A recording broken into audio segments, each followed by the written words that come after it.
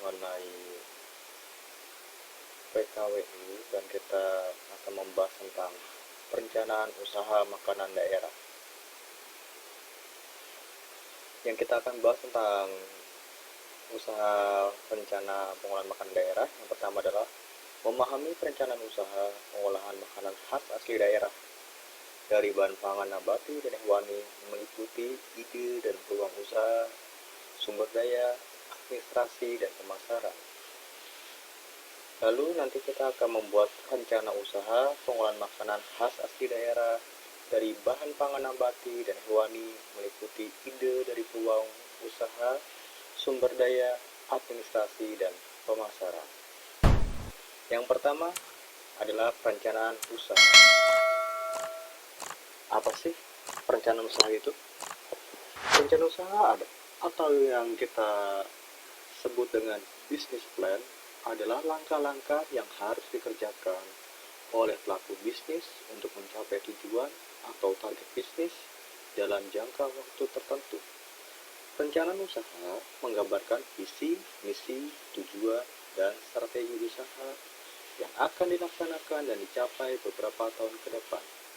Jadi setiap wirausaha atau setiap orang yang mengembangkan usaha harus mempunyai business plan yang membuat mereka mempunyai pandangan visioner ke depan dan dapat mengetahui apa yang akan mereka tuju di masa depan ketika mereka mempunyai usaha dengan menggunakan business plan. Yang kedua, sifat perencanaan usaha. Suatu perencanaan usaha harus memiliki sifat-sifat berikut ini. Yang pertama, fokus. Artinya perencanaan usaha dibuat berdasarkan visi, misi, dan tujuan tertentu. Yang kedua, rasional dan faktual. Artinya perencanaan usaha harus dibuat secara realistik, berdasarkan fakta-fakta yang ada, berdasarkan hasil penelitian pasar.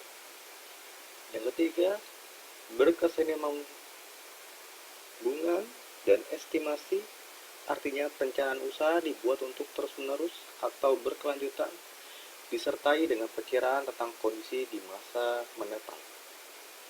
Yang keempat, preparasi dan fleksibel. Artinya, perencanaan usaha merupakan suatu langkah persiapan, selanjutnya digunakan sebagai pedoman pelaksanaan kegiatan usaha atau bisnis.